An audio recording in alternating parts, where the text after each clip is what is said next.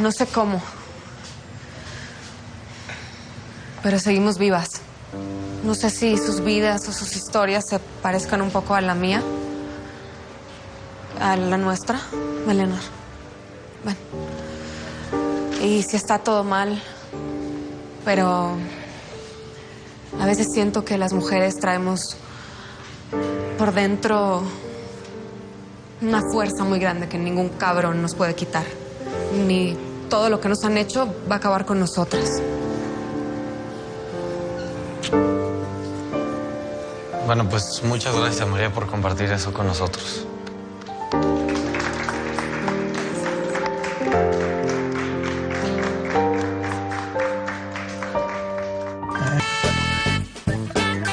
No, pues yo también. Estaba súper nerviosa, me temblaban las piernas, la voz, todo. Ahí frente a un montón de extraños hablando de mi vida. No, pues quién sabe cómo lo logré. Pero lo hiciste muy bien, te lo juro. Cuando te vi... Tus papás se reportaron y vienen para acá.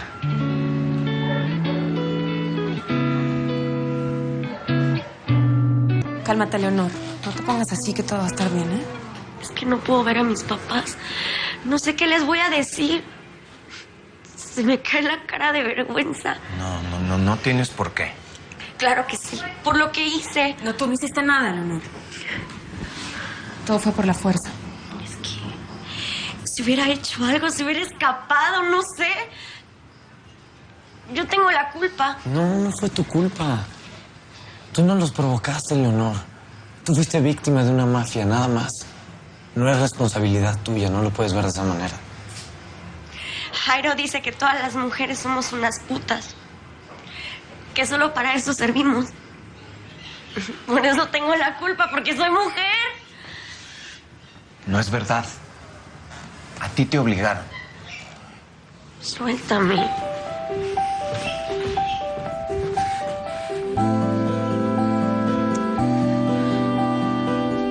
¿Cuál es la emergencia? No somos putas, Leonor. Nunca lo fuimos. Somos mujeres. Y eso es algo bueno, no malo. Somos mujeres nomás. Hay que buscar quién nos eche una mano, aunque parezca la compañía más improbable del mundo.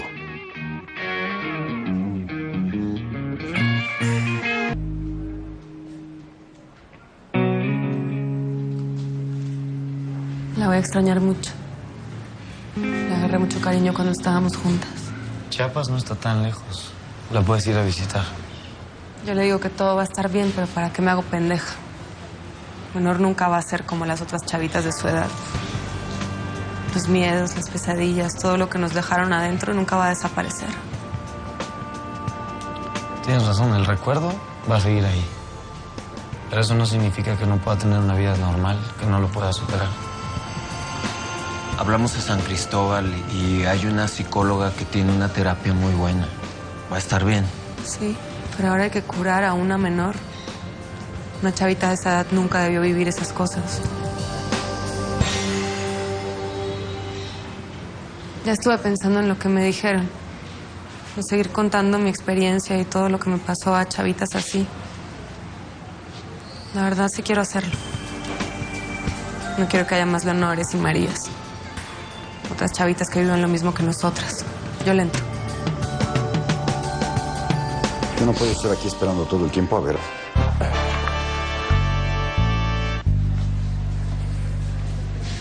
¿Son ellos? Sí. Se ven buena gente, ¿no? Sí.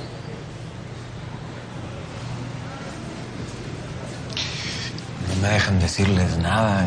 Se la quieren llevar y ya. Bueno, pues que venga. Que la vean para que se tranquilicen. Y mientras yo hablo con ellos en lo que terminamos el trámite. Sí. Voy a buscar a Leonor.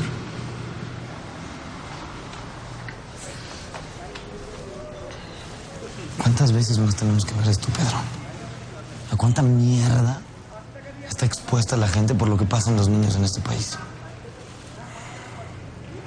Pues sí, Bruno.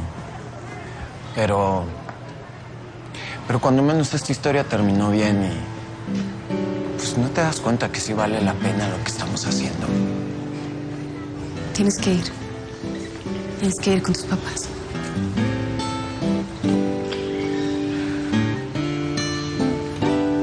Ahí están. Te están esperando. Mis papás son buenas personas. ¿Con qué cara les voy a decir todo lo que me pasó? Con la cara de alguien que no ha hecho nada malo. Ellos no te van a echar la culpa de nada. ¿Y tú por qué no vuelves con tu familia? Mi hermana Juana también quería verme, pero mi cuñado no se lo permite. Porque para él estoy apestada y soy de lo peor. Pero ese sí que es un idiota, ¿eh? En cambio, tus papás son gente buena, como tú dicen. Y si están aquí es porque te quieren y te van a escuchar sin juzgarte. Pero anduve de puta. ¿En qué quedamos, Leonor? ¿Eh? Dijimos que no nos íbamos a volver a sentir así. ¿Te acuerdas? Ni tú ni yo tenemos por qué volver a sentir vergüenza ni culpa, porque no hicimos nada malo. Fueron esos cabrones los que nos obligaron, ¿eh? Quiero verte sonreír, Leonor. Quiero que vayas con tus papás y te dejes querer y te dejes cuidar. ¿Estamos?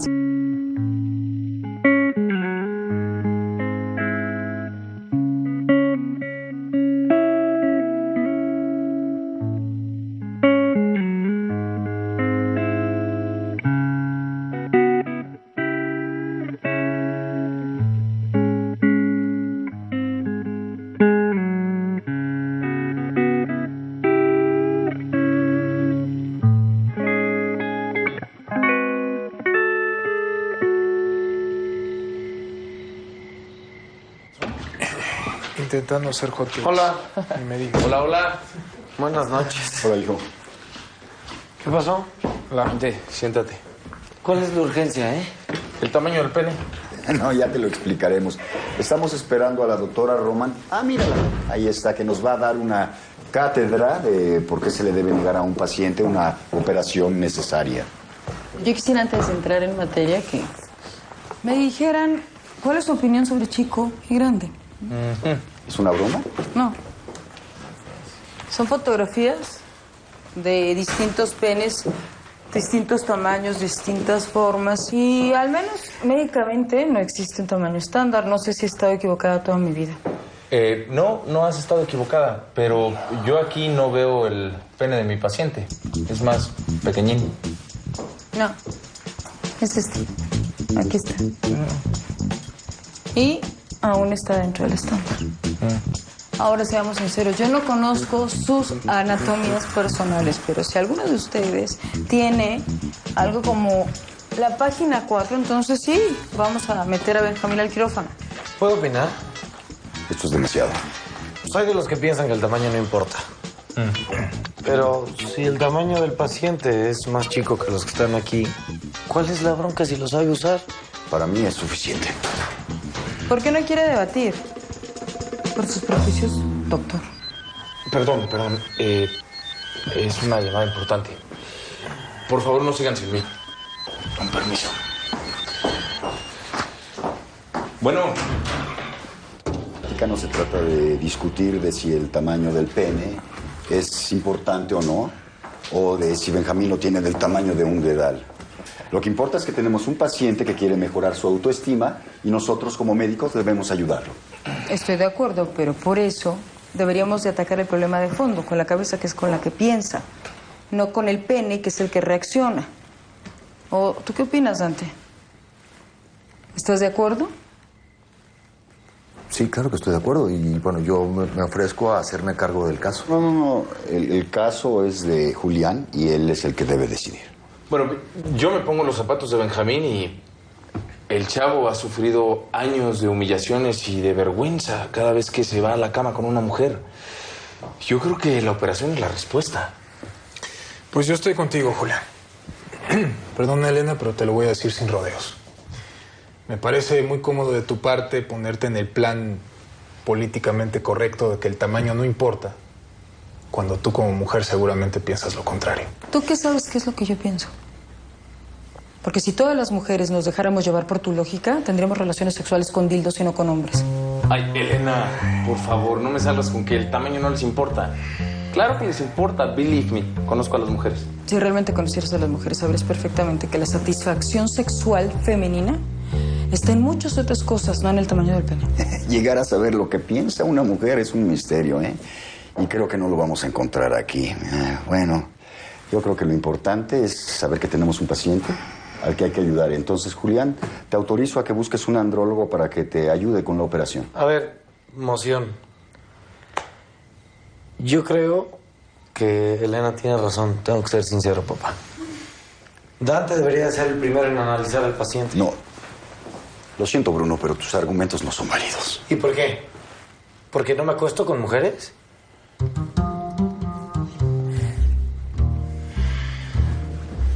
Espérame. Espérame, ¿por qué te vas? Tenías que decirlo delante de todo el mundo. No voy a callar quién soy, solo para que tú no te sientas mal por tener un hijo maricón. ¿Qué esperabas? ¿Qué esperaba? Que argumentaras como médico. No como hombre ni como homosexual, simplemente como médico. Julián y Álvaro argumentaron como heterosexuales y no como doctores. ¿Por qué yo no puedo opinar? No entiendo esa necesidad de ustedes de andarse exhibiendo todo el tiempo, ¿eh? Ahí en las calles, haciendo su marcha, esa que hacen por el Paseo de la Reforma, vestidos de mujeres, de piel, ondeando sus banderitas para restregarnos a todos los heterosexuales que no los entendemos. No entiendo esa necesidad de provocar. No es provocación. Es la necesidad de cualquier ser humano para ser reconocido. Que no lo escondan detrás de la puerta para que no se ofendan las buenas conciencias como tú. Bruno, yo te traje a este mundo. ¿Sabes lo que sentí en ese momento? Una emoción inmensa. Pero la corté a los 3 segundos para hacer lo que me correspondía como médico. Darte la nalgada y que tus pulmones respiraran. No me puse a gritar allí. ¡Ay, estoy feliz por haber sido padre! Me siento muy hombre por haber embarazado a una mujer. ¡Detesto la exhibición! Qué gusto verte. Eres una de mis grandes pérdidas con todo esto. Yo creo que sí está bien en venir, Tamara. Neta, gracias por la confianza. No, a ti, Bruno, de verdad. Me urge. Gracias. Gracias. Pues bueno, como te dije por teléfono, Víctor dice que la marihuana no es de él, que se le estaba guardando un amigo. Y se ofendió muchísimo porque yo lo dudé.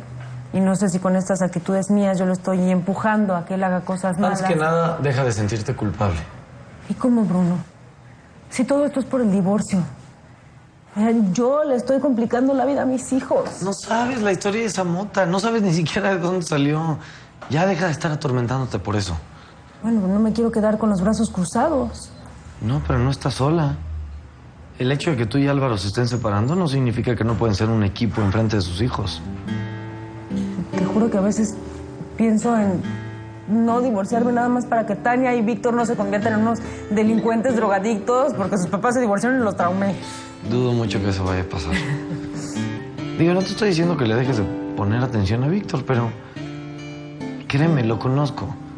No es un chavito que encaje en el perfil de los que se meten drogas. Ese es tu ojo de experto porque te quiero creer.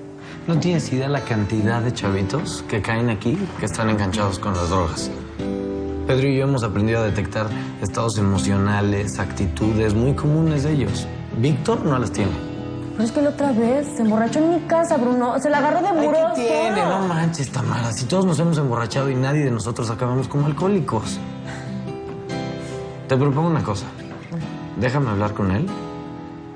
Le hablo de todos los problemas y las consecuencias que pueden traer las drogas y a ver cómo reacciona. No sabes cómo te lo voy a agradecer, porque a mí no me puede ver ni en pintura. Te lo juro. Mil gracias. De nada. ¿Para qué son los tíos? Sí. Gracias de verdad. Ayer me tocó hablar con un montón de chavas como ustedes.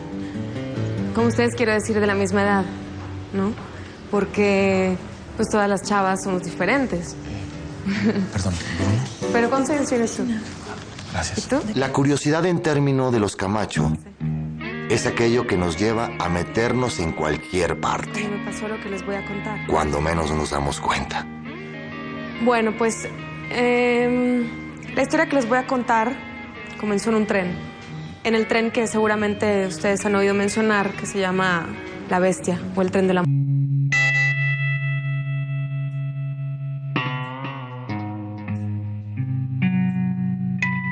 Todo mundo sabe que en una batalla más vale dar golpes que recibirlos. Pero a veces bajamos la guardia Y los golpes comienzan a caernos encima. Uno tras otro. Uno tras otro. Me dijiste que sería en agosto cuando le hablarías a mi hijo de mí. Y ya es Navidad. Me dices que mi hijo no soportará saber que su madre ha sido drogadicta, promiscua. Y todo eso en lo que me convertí. Pero te recuerdo que tú me empujaste al abismo, Agustín. ¿Por qué le pusiste Dante? Si su verdadero nombre es Saúl. ¿Fue una broma negra?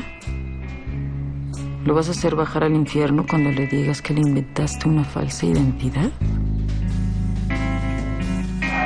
Y en un momento dado esos golpes ya no nos duelen.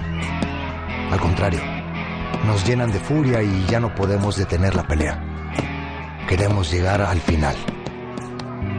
Estamos a punto de caer a la lona. Todo nos dice que tenemos la batalla perdida. Podemos tirar la toalla, darnos por vencidos, pero no lo hacemos. No nos rendimos porque de repente lo que estamos buscando es recibir el último golpe. Ese que nos duela más porque es el justo castigo para los perdedores. Dante, ¿estás bien? Sí. ¿Sí?